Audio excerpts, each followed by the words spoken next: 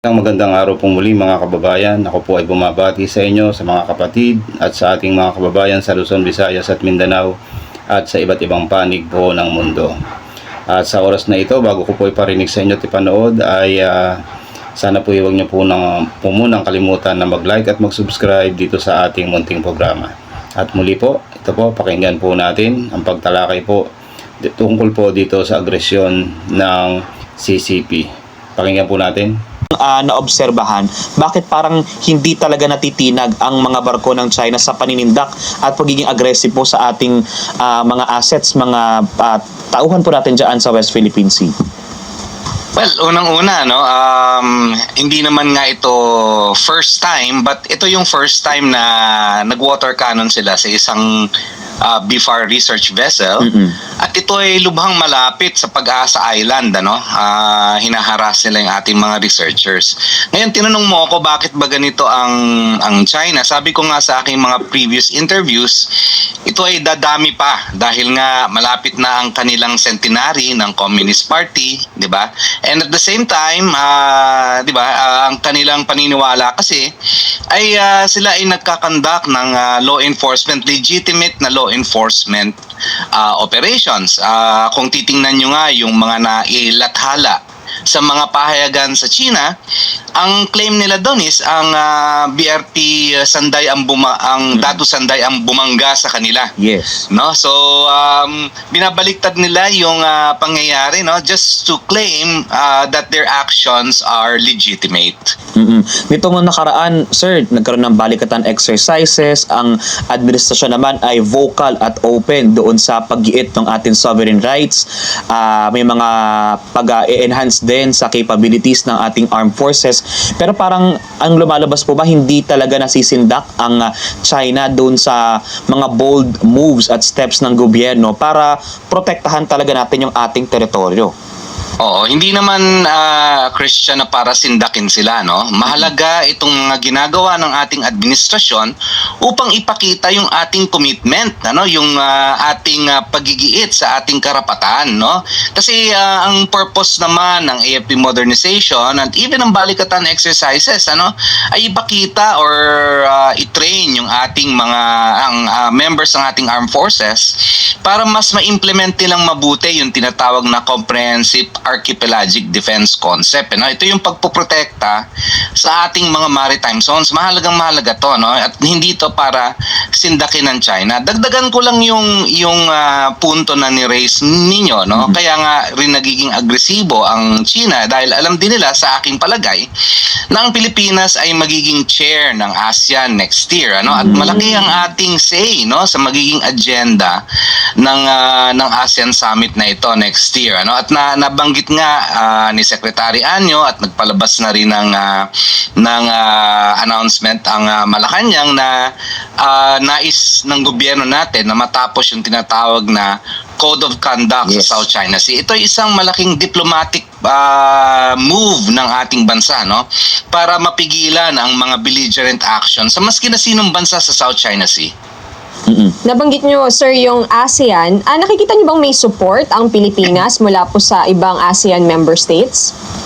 Well, siyempre, ano, ang mga bansa ng ASEAN ay may kanya-kanyang interes, ano, at hindi naman natin pwedeng itanggi, Victoria, na malakas ang impluwensya ng China dito, ano. Nakikita naman natin 'yan sa mga karatig bansa like Malaysia, Indonesia, and even Cambodia, no. Malakas ang kanilang impluwensya.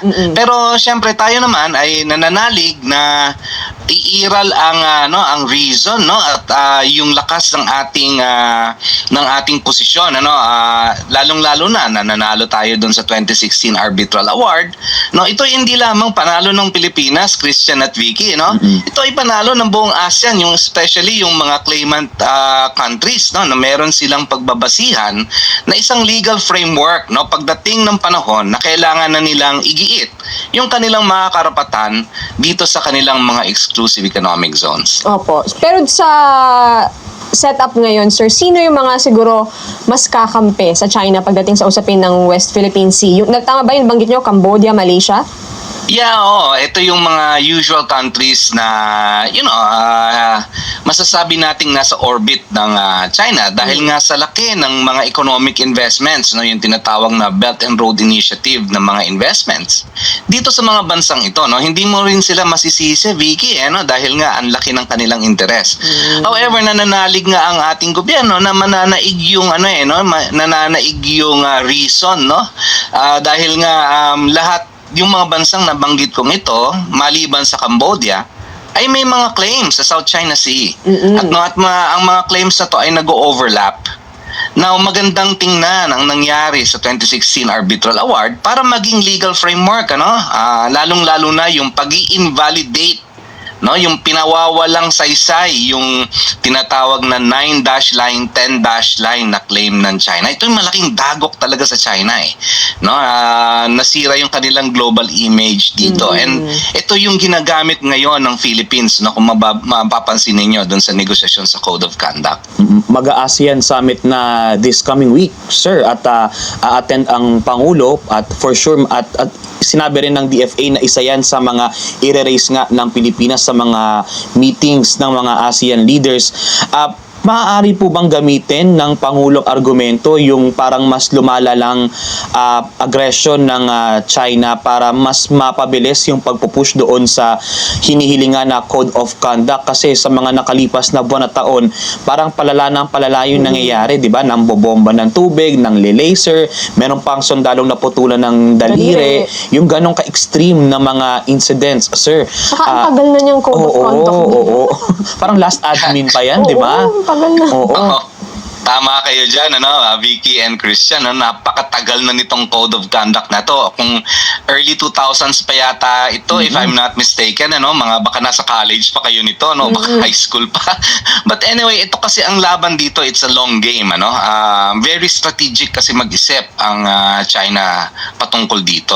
And nakita naman natin na itong administrasyon na to, ang Marcos administration, ay medyo malakas ang kanyang, matibay ang kanyang paninindigan compared to the past administration. Now, ang yung tanong mo, Christian, dapat bang gamitin ng President Marcos itong nangyayari? Yes, sa palagay ko, at hindi ginagamit na niya talaga ito, nung last year na nagsalita siya sa Shangri-La Dialogue, for instance, talagang pinunto ng ating pangulo ito, na itong nangyayari sa South China Sea, sa West Philippine Sea ay hindi katanggap-tanggap at ito'y walang lugar sa isang civilized world, sa isang global system, Opo. At sir, nabanggit nyo kanina, interesting yung sabi nyo na magse-centenary na ang China. Kaya yeah, mas by 2027 yung kanilang anniversary, Kaya pinapaigting nila ito, Talagang ipinapakita nila sa kanilang sa kanilang mga kababayan, sa kanilang population. Kayang ito ay bunga ng ating rejuvenation, ng ating national rejuvenation. Kaya aasahan pa natin talaga yung yung malakas na pag-igting nitong mga ganitong mga belligerent action sa ating karagatan. Ano ba ang pwede pang gawin ng Pilipinas, sir? Sabi ng DFA, aside from the Code of Conduct siguro, sabi ng DFA, mag-file sila ng diplomatic protest. May mga nagsasabi, pang ilang diplomatic protest na natin yan? Kailangan pa ba? Aabot kaya sa point na ang China na ang magmamanikluhod sa Pilipinas para tigilan na sila? May aabot pa ba tayo sa ganong puntong ganon, sir?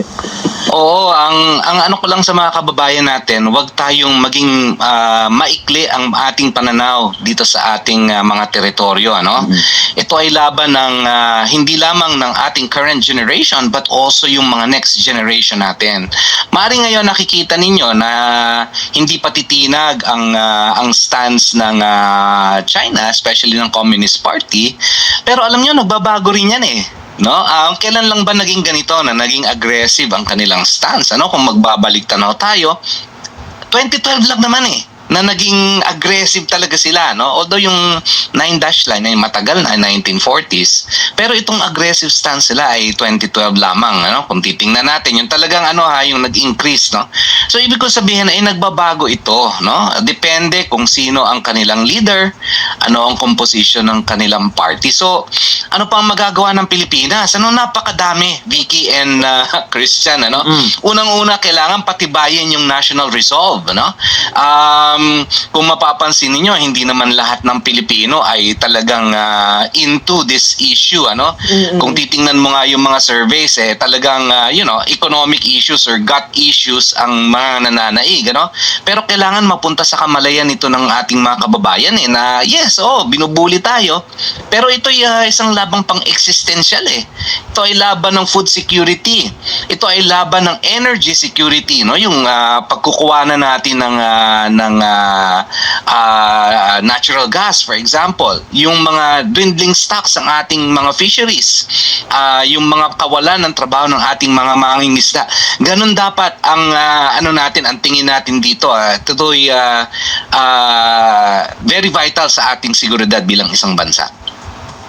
Alright, and with that, sir, we thank you for your insight. Nako, abangan po natin yung mangyayari sa ASEAN Summit sa Malaysia ba? Yes, Malaysia. Oo, Malaysia. This Monday.